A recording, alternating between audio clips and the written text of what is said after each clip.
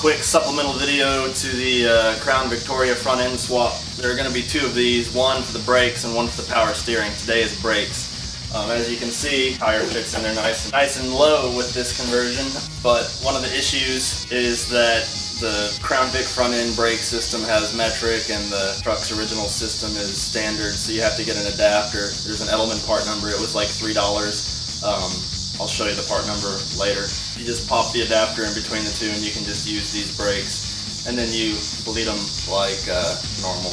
But Dad did it earlier today before I got here, so I'll have him explain the bracket mounting that he made and a nice little trick that he used to not break the lines that he learned from watching too much Discovery Channel. So just a quick Crown Vic brake swap video. Okay, what's up? Okay, this is your original bracket that came off the frame that held your old brake line. Just go right down through here. Of course, so this one, your actual steel brake line went right into it. You guys had put these new rubber lines on there before you left Virginia. Yeah. And anytime you try to break this, it's a flare fitting, a double roll flare on it. Anytime you try to break this loose, a lot of times they get froze up down inside there. And it's because this nut's supposed to spin on the line. And then this side, the other side wasn't, but this side was froze up. And I know how you changed it up there because all you did was just spin this. You took this and spun that onto it instead. But I can't do that because I have to have this adapter in there, so I had to break this loose. So last week, and I have tore up a lot of brake lines trying to get them loose, twisting the brake line and ruining it. And then we would have had to replace this line from here all the way over to your proportioning valve.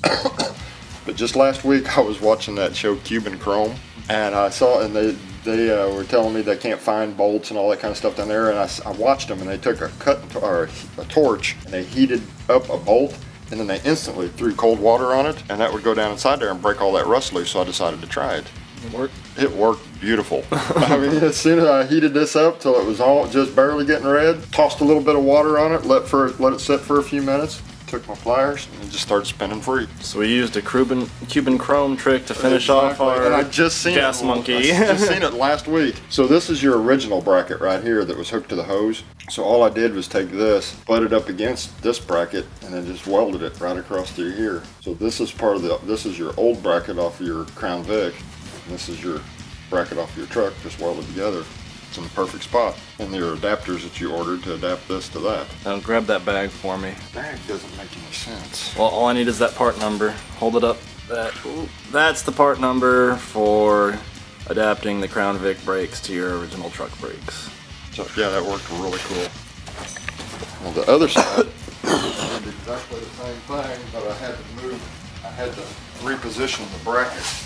All right, now this side over here, we had already taken this bracket off because it was interfering with this right here with your arm. So it was already hanging loose. So I took it, positioned it right here, welded it straight up and down, and then tied my Crown Vic onto here. And it worked, the line lined right up. Because normally that line went right here, so all it had to do was move out to here. Turn the wheels from side to side, the hose doesn't hit anything, worked out really well. We're gonna bleed them before we put the tires back on? Yeah, well, I'm ready to do that right now. Matter of fact, I've already filled it full of brake fluid and ready, just waiting on you. Okay. Ow!